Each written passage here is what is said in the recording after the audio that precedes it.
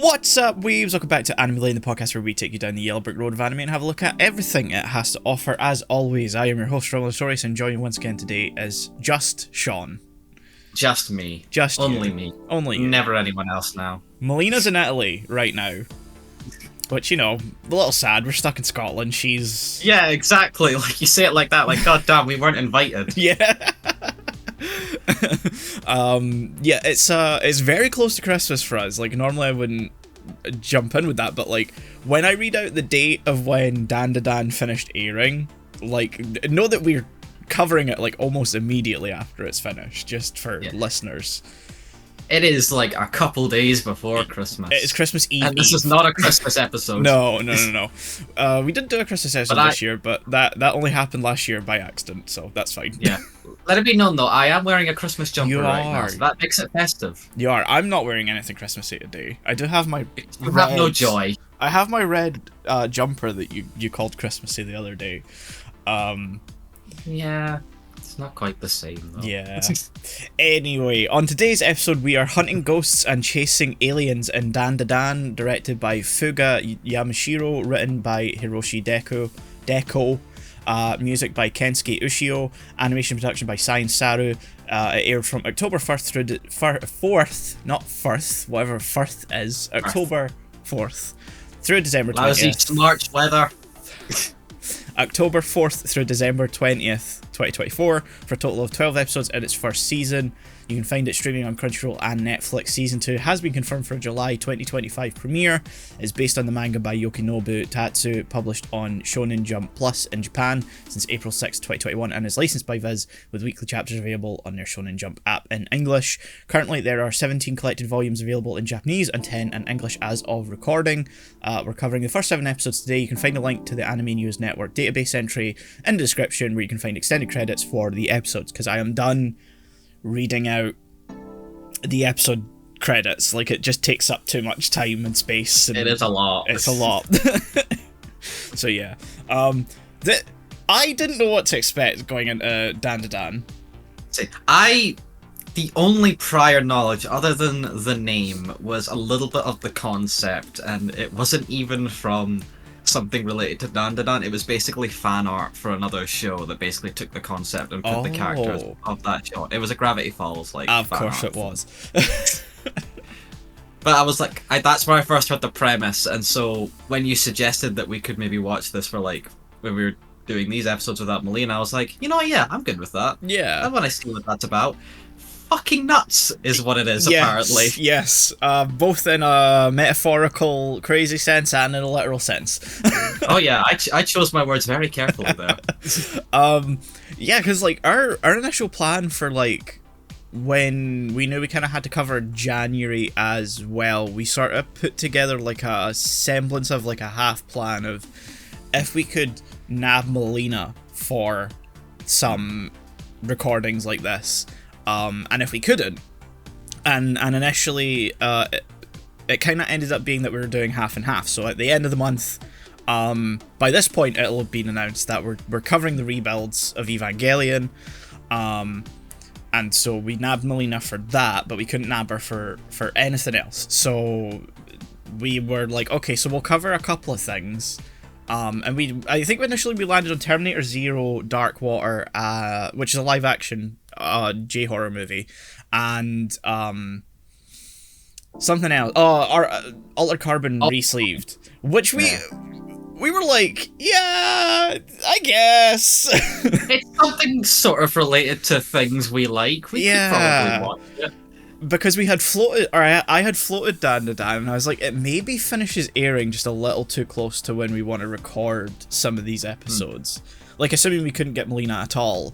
And then we could, and we are like, okay, well, let's just do Dandadan anyway. Yeah. And I'm glad we did. This was really fun to watch, or to like start watching anyway. Yeah, but this is just the first half. Yes. This episode 1 through... If you haven't read the title. Yes, episode 1 through 7 specifically, just so we're going to do 1 through 6, and then we were like, oh, episode 6 is a part 1 of 2, basically. Yeah. So we ended up watching 7 as well. it I'm gets glad we off did, because to I really liked. yeah. Just to say that I really liked episode 7 and its whole backstory thing. I liked it. I think it just maybe like went on. Like I know they had to fill the episode, so it's understandable. I just think it maybe went on like a bit too long. Like I think they got the point across, and then they kept drilling the point to the point that I was like, okay, we can wrap this up now. But it was so sad. I think it doesn't help that like I don't care for I don't actually know her name, but the girl with the pink hair. Ira? Ira, that's it. Yeah. Like so far all we've seen of her paints her as a bitch. Yeah.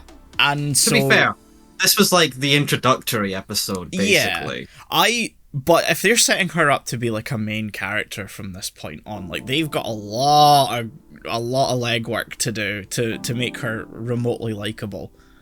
I mean, I'm not sure I entirely agree on that, just from like these episodes, because yeah, she's a bitch. Mm-hmm. Like she's presented as that, but she's also kind of insane as well throughout that whole episode in like a really sort of fun, crazy way. Yeah, a little bit. I think it's just like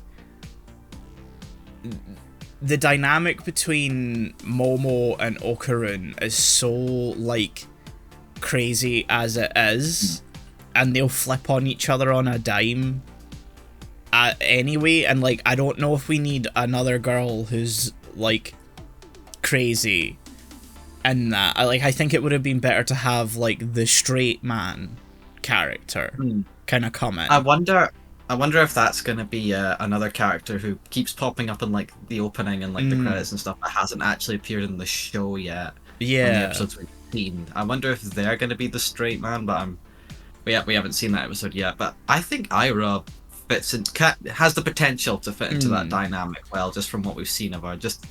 I really like that you think she's going to be typical like sort of ropey popular girl slash character, and then like within like 10 minutes of her introductory episode she immediately has a cape on, is declaring herself as the best demon hunter ever, like a typical anime pro tag, and I was like, oh, you're just kind of nuts too.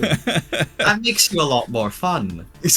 Yeah, I think it's maybe just I've seen a lot of shonen, so like there's just that thing of sometimes you don't get a dynamic established enough before something's brought in to, you know, throw that off or to spice it up, and it's like, okay, well I don't feel like I know these characters that you've introduced so far, because before Ira gets introduced, like we have Turbo Granny essentially become like a fundamental character of the show now. He becomes Turbo Cat. And it's so like I don't feel like I know, like we've gone through the opening section where Okarun and Momo have their kind of like challenge of get Okarun's wiener back. The family jewels. And so like they kind of get to know each other, but then when that's all blown over, their dynamic shifts into like, well, we're friends now, and how do we handle friendship? And like I don't think we get enough to see that before there's more characters thrown into like that. I do get that, because I will say I was kind of surprised that we were very quickly getting Ira, because again I recognized her from the opening, so I knew she would be like a recurring character, but when she did pop up she was sort of immediately dropped into like the central like piece of the plot in those episodes. I was like, oh, okay, that's kind of fast. Yeah, but I feel like that's just the way the show's paced, because I'm gonna be honest, a lot of the show is paced very quickly. Oh, it's a very fast-paced series. It's very comedy like driven, and so like that's all about the fast-paced, you know, beats. But I think maybe having her as like a side character antagonist for a bit, and then making her the central cookie girl that gets, you know, one of Okarun's balls. Yeah. Family jewels. Family jewels. It's that also have spirit powers. It's very interesting that he's already got one of them back. Because if they get the other one back, say by the end of this season, like what's the story gonna be? More aliens. Because I imagine the manga is actually quite far ahead of wherever season 1 ends, because there's something like 177 chapters at the moment, I think, when I checked. More than I expected, yeah. Yeah, I mean, it's been publishing since 2001 on a weekly... 2021, since on a weekly basis. Yeah, so. I was going to say 2001. No. 2021, on like a Holy weekly shit. basis. So I imagine, like, if it's doing the average of, like, say, 4 chapters an episode, minus the first episode, which was probably just the first chapter or so, then you're looking at it ending around chapter 40 or 50-ish. So I'm curious, like, what does the series become once Okarun gets his balls back? I am kind of curious as well. I'm gonna be, part of me is wondering if it's gonna be just more of a less overarching story, or more just here's this monster, or here's that. I would really like that. Work. I would love a more Monster of the Week thing. Like, I kind of, once they dealt with Turbo Granny, that's sort of what I expected would happen, is that it would become a bit of a Monster of the Week, and just be like that for a little bit, a bit more kind of slice of life-esque rather than plot-centric. And it seems like it's still kind of doing plot-centric, which I'm not against. It's just it wasn't what I was expecting. The sort of tone I got from this, other than like all the family jewels stuff popping in, I weirdly got the tone of like a classic sort of Cartoon Network show, if that makes any sense. Like, I think the perfect description I saw for this is in another server, someone said it's basically if someone took the concept of the Ghost Stories dub but did it well. Yeah. I mean, I saw that this lady Emily tweet that basically said the same thing. It's like someone took the inherent craziness of the Ghost Story dub and turned it into an actual show. Maybe it was Lady Emily I seen say that then. I thought I saw someone... Maybe this is probably a thought more than one person's had, to be fair, so... Yeah, to be fair, I imagine it's like a common thought. Yeah. Jesus Christ, I was not expecting, like, any of that from just the first episode, though, on, like, the aliens, and, like, the big con, I want to say, of the show so far is still that, like, sexual assault scene in the first episode. Like, that's really pushing it, I think. Everyone going into craziness. Everyone's pointed that scene out, especially, like, it doesn't stand anywhere with the rest of anything else that we've seen so far either. Like, it is such a strange, especially the framing of like everything during that sequence is very, very yeah, like the rest of the show has this sort of charm to it where like it can maybe make some not risque jokes, but just sort of like jokes of that sort of nature where it doesn't feel creepy. Yeah, because like Seiko or Momo's gran is like constantly asking to see Okarun's, you know, family jewels. But they then state like afterwards, like, oh, she's basically just doing it to cheer you up and to take your mind off doom and gloom, which is one way to do it, I guess. She also wants to make sure all the bits and bobs are indeed present. Yeah, but you know, consent. And he doesn't, and then he pays the price because he somehow doesn't notice that his balls are still missing. Should have consented. Yeah. To be fair, I would have. No. We're not having this discussion. But yeah, it's very in contrast to that first episode where like they strip Momo down for no reason. Yeah. And then they do the alien thing where they're like, we're gonna probe you, but they don't. It's like they haven't quite gotten down the exact tone they wanted yet. No, it almost feels like every shonen, specifically Shonen Jump thing, is meant to have some sexualization early on, as if it's meant to like draw in that. Yeah, like it's the magnet that's gonna like get Yeah. the audience, and you don't really need that. Yeah. I would say in this day and age, at least. Mm-hmm. Because that whole episode, like, I mean, even everything else, the whole show, like, so far for a weekly, you know, on-air show, has looked incredible. But that first episode specifically has, like, near movie quality animation to it. So it's just a shame that that one section of it kind of ruins that whole vibe, because that could have been kooky, wacky, funny, crazy without that. I mean, we didn't need her in our underwear. Is like the main thing here. Like the whole thing comes down to, if she had her clothes on, it would have been less weird, because they could have still played the jokes off of the aliens wanting to probe her, wanting to. They can't reproduce, so they're gonna take her banana, whatever that means. What does banana mean in this context? I don't know, because they then referred to Okarun's banana as well, and I was like, okay, so it's not the uterus. So what is it? Do they just not know? Maybe they don't know. It's cool. It's cool if they don't know, but they don't really make it clear enough where that's the intent.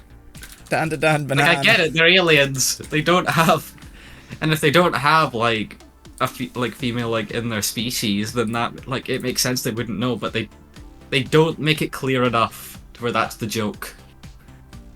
Oh, apparently banana is like a catch-all term for genitalia? Maybe that's a specific... I've never heard that, personally. Yeah, neither have I. Maybe it's a specifically Japanese thing? Yeah, like referring to all sort of genitalia. Yeah. Huh. Because bananas are very specifically shaped, so that's what confused me. Yeah. Like, it makes sense when it's like Okarun. Yeah, not necessarily Momo. Yeah. They could have played that whole thing off much differently and to less, end this conversation, please. Less skeezy, I think. Had they not just like stripped her down to her underwear, because like she's a high school girl. Like we don't need that. It's uncomfortable. 100%. And not in like a funny or like it serves the purpose. It's just uncomfortable for no reason. Yeah. But that whole... everything else has been really fun and great. Yeah. I didn't expect, like, again, I didn't expect it to, like, kick into gear so fast. Same. Because normally, like, I'd say most shonen stuff, it's like the first episode builds everything up, and then the big cliffhanger is, like, the rug pull, so to speak. Like, just to... I guess speak for Bleach specifically, that's the one that's coming to mind the most, is that you spend this whole episode where it builds up Ichigo's, like, can see ghosts, and he's just a normal high school kid, and then he meets this girl, who's, like, no one else can see type thing, and, it turns out she's a soul reaper, and then at the end of the episode, one of the big, like, I can't remember what they're called. The monster things attack their house, and he like sees her fighting it, and then she gives him her powers, and then like the episode ends, and then the next episode is then the fight and him learning how to use those powers. So like I kind of expected maybe the first episode would build up Okarun and Momo's, you know, conflict, and then the episode would end around like them being pulled in, you know, like you would have Okarun being captured by Turbo Granny, and then you'd have Momo getting picked up by the aliens. Whereas like have that at the end of episode 1 instead of like 10 minutes. Yeah. Whereas we end the episode with learning Okarun's actual name, which we didn't get the entire time. For a big good chunk of episode 1, I thought his name literally was Occult Kun. Yeah, no. I was like, wow, his parents really fucking hated him, huh? She just didn't bother to ask. Nah. I mean, it was a weird day. Yeah, that's fair. That's true. Quite the coincidence, by the way, that name. Yeah. I mean, she calls him that because of, oh, do you mean his real name, or? Yeah, the real name. The real name, yeah. I still don't really know if... I don't get the point of that joke. Really. Yeah. It's funny, I guess, but it's gonna wear out kind of quickly. I think that's the reason why they haven't really brought it up again. Yeah, that's true. So Because they brought it up, what, again, in episode 4 or 5? When they're, like, chasing him around the house or something. And then that's, like, I think the only other time. It basically serves as more fuel for, like, the whole romance possible subplot thing. Yeah. It's really funny to me that it took, like, 4 or 5 episodes for Okurun to realise, wait, you're a girl.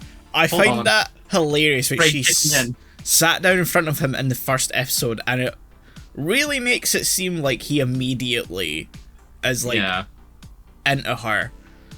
But it takes 6 episodes to... Yeah, because so much shit happens, like, in between those two moments that, like, I kind of don't blame him for his brain just not processing that until right now when everything's calm again. Yeah. I love that in the entire 7 episodes we've watched, the least strange thing is actually the sumo wrestler part of episode 2. Like, somehow I've basically forgot about that. That weirdly feels like a filler episode, even though it's not, because it's an important one. Yeah. That, like, establishes the whole, like... Well, Momo's, like, family and, like, her, like, home life and stuff. But yeah. The sumo wrestler feels very inconsequential. It's one of those early, like, we need to shove in something to drive forward this story beat, but we can't incorporate it into the larger plot. So here's a thing that everyone's gonna forget about. yeah, here's a big box that we can lock this episode in and have it slot in before we're done. It's a good show. I'm really enjoying it. Same.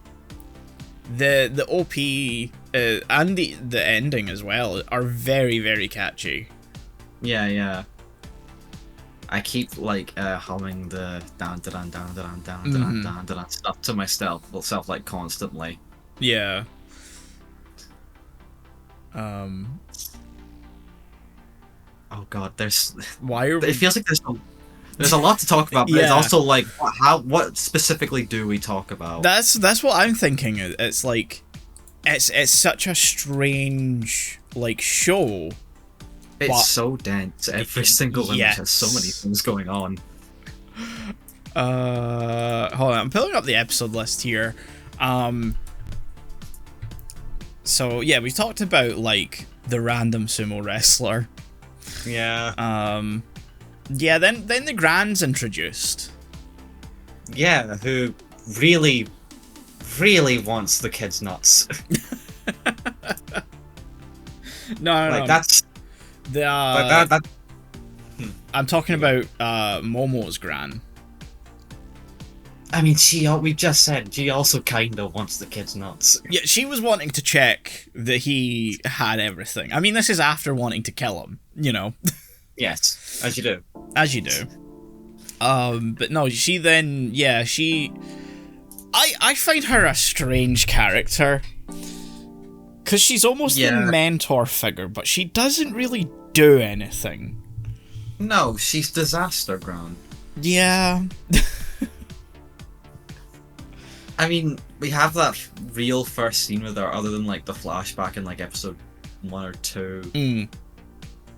Where, like, which is very different from how she's portrayed in the rest of the show, because you get to that flashback scene, and you think her Grand's gonna be very, like, more traditional spirit medium. Like, I'm thinking in line of, like, Maya Fey from Ace Attorney, because that's my point of reference.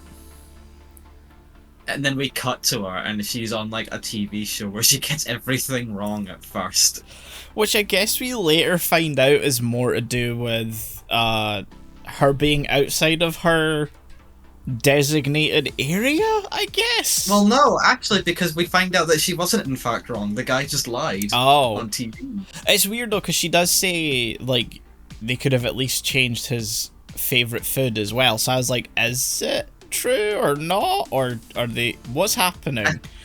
I think the way that was supposed to be was that like the guy got found out that what she said was true actually was the actual situation, and she was basically commenting, he hasn't said yet that his favorite food's curry either. Ah, okay. That's how I took it anyway. I might have just been misreading that. But yeah. But yeah, we actually meet her, and she's Gilf Granny with a baseball bat.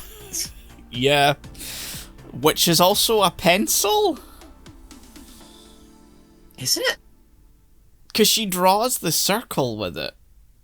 Oh, yeah. And like I thought she was just making stuff out like, I don't know, sand. No, and the like nib part like retracts too. It's a strange. It is quite the contraption, this baseball bat. And it's never come up since yet, anyway. She just keeps holding it menacingly. Yeah. Because she doesn't even use the bat later. She uses like a fan thing to hit the... I was going to say Gabagool. Gabagool. Why Gabagool? Why Gabagool? I don't know. I don't know where that came from. But Turbo Granny, like, out of Okarun into the cat. Which I'm finally glad is turned up as a character. Because it's been in the opening, the opening and specifically the ending, like the central focus of... Yeah, because I called it Credits Cat for a while before it fully showed up. I wasn't expecting it to be Turbo Granny though. I sort of expected, like, deep manly spirit or something being in the cat. Yeah, I was basically expecting I forget the actual character's name, but from the cat from like Sabrina the Teenage Witch. Oh, Salem. Salem, yeah, I was basically expecting that. Yeah. I sort of like half Guardian spirit thing, no. I sort of half expected it to be voiced by like, I don't know, Jotaro's voice from JoJo's, or like half, it could have been almost any of the guys from JoJo, and I would have been like, yeah. If it were Dio, I wouldn't have been surprised. It actually would have made the show even better. This is how it's coming back again. I actually want to hear that dub now. I want to hear someone put Takahito Koyas's voice over. We've got to find an impressionist to commission. Just for that. Yeah.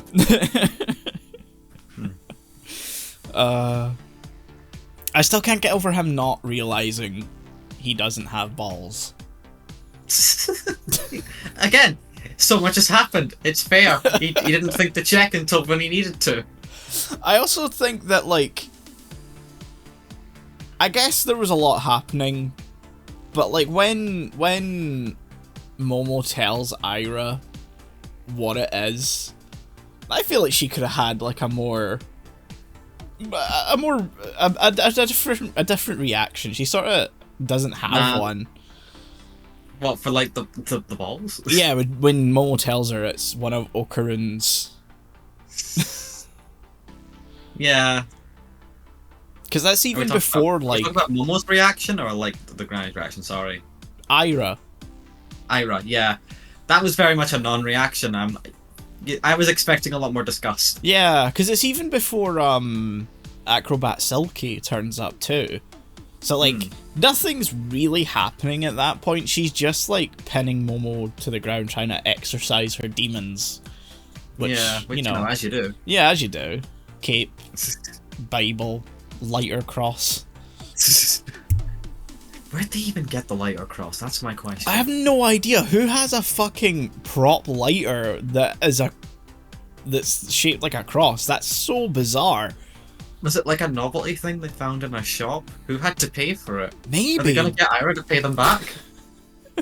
Probably not. Probably not. I don't think Ira's paying anyone.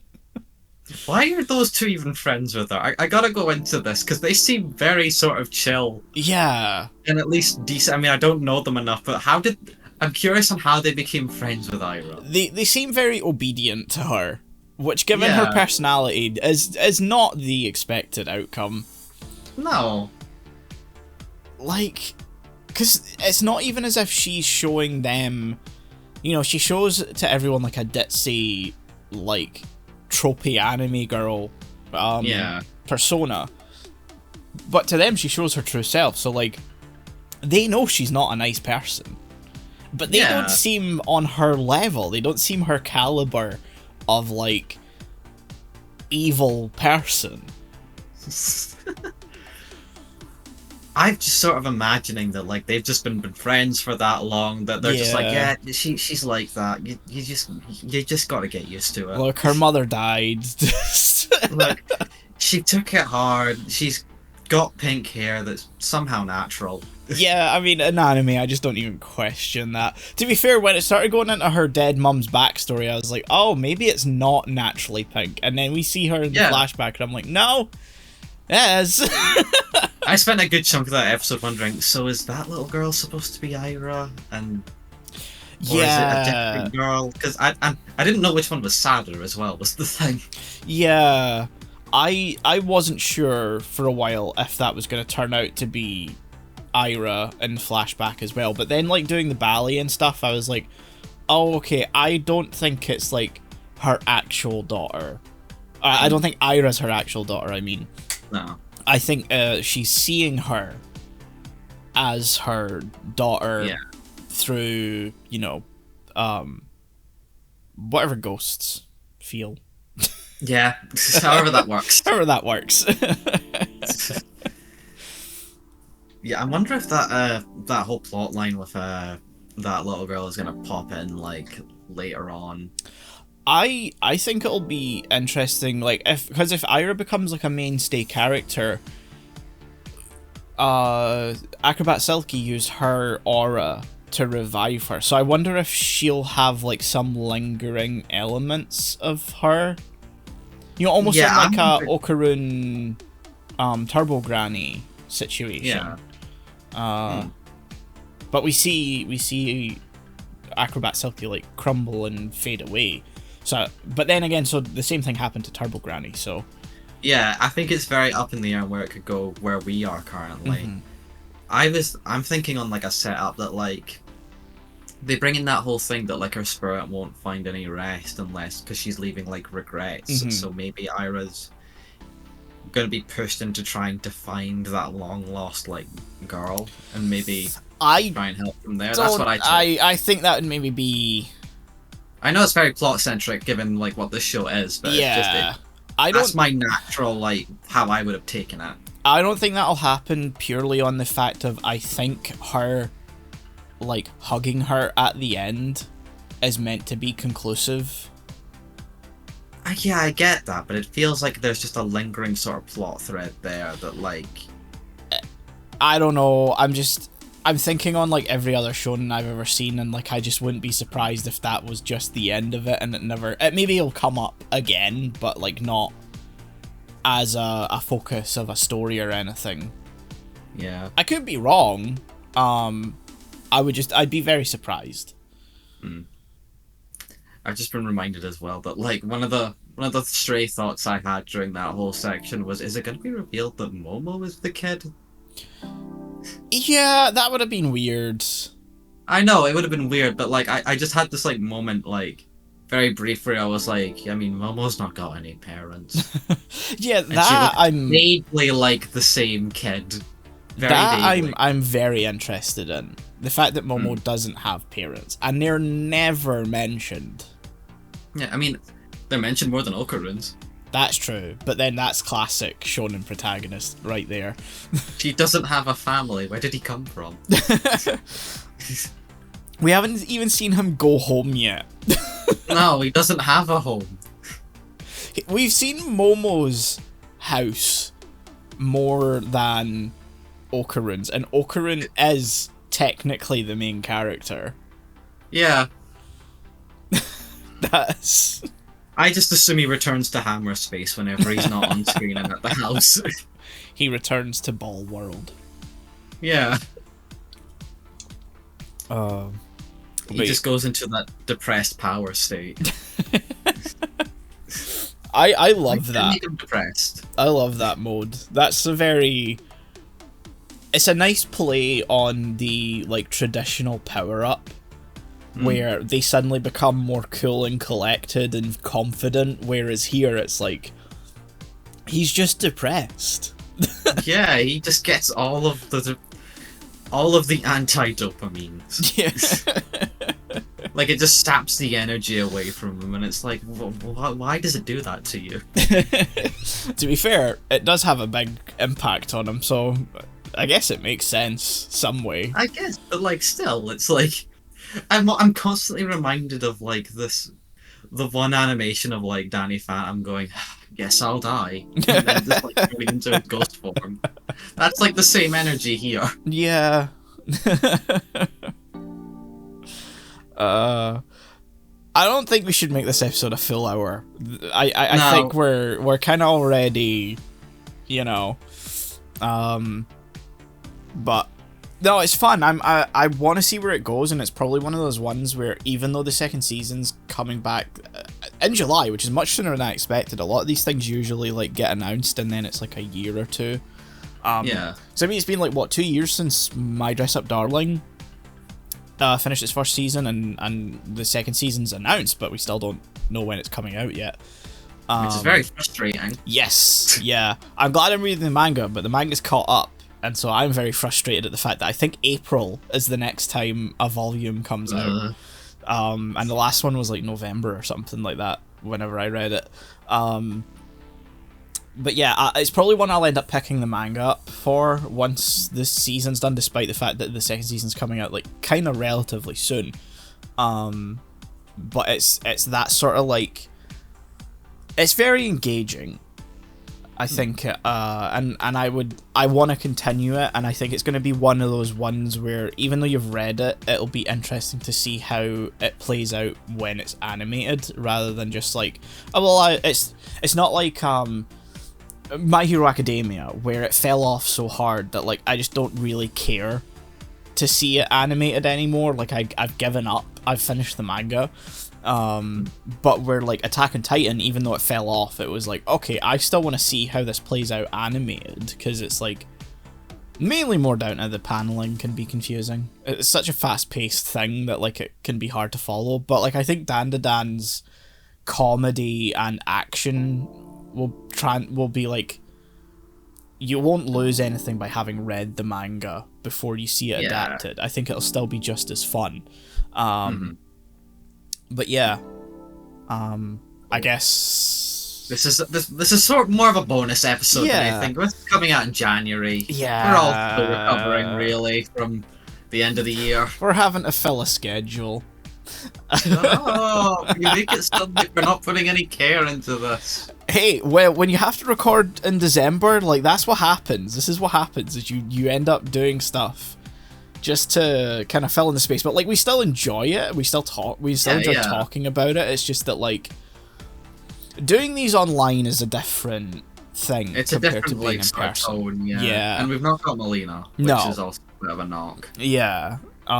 So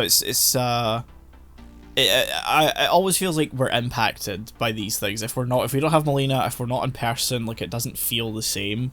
Yeah, we don't have the exact same energy. Not to say our energy is bad, but usually it's just not like the same sort of caliber. Yeah, we can't bounce off each other as well. We're like, because online you've got that slight delay, and you feel bad if you're talking over someone, whereas in person we just always talk over each other. We don't give a shit. Yeah, because it doesn't feel as personal. Yeah, ironically, in person. Yeah. But yeah, this has been the first half of Dandadan, a nice little half episode, I guess, coming into the first part of the new year. Sort of more of a preview. We might talk more about it when we've watched the full thing. Yeah, I think that's the thing of like covering like a show is doing like halves, as you kind of don't have the full context, so it's hard to kind of talk about it. And like you can only go so far talking about things on like an episode level too. Yeah, and it's also, it doesn't feel as genuine, I feel like, when we do that. Like, if we're going episode by episode, it feels more like we're trying to hit like a certain quota in an episode. Yeah. Which I think reflects very well yes. in our energy. So next month, beginning of February, I imagine, is when the next Dandadan episode will come out. So it'll be Dandadan and Eva for the next 2 months. I hope you guys like it. Yeah. But we've also got stuff like, VTuber Files is coming back, because unfortunately shit just keeps happening. When will it end? When will it end? I swear to God, if this episode goes out, the next thing I know, fucking Mumi like graduates, or fucking Gura graduates. I am so done. But yeah, it's the beginning of the year. Things will go back to normal eventually. Yeah. We're just in a place right now. Yeah, we're in a place. We're taking our time off and enjoying the holidays as everyone else is, but not wanting to pull away from the schedule too much. Yeah. I hope you all enjoyed your holidays, dear listeners. Yeah, whatever holiday you may be celebrating over these, past few months. But yeah, so we'll end it here then. And you can come back probably in a month's time, like about 4 weeks from now, for the second half-ish of Dandadan. And yeah, next week we'll be talking about VTubers again. That'll be all about Fauna's graduation. Then we've got the rebuild of Eva, and then we're into February, and we don't know what's happening in February yet. Yeah, you'll find out. But yeah, we'll see you guys next week. Bye. Bye-bye.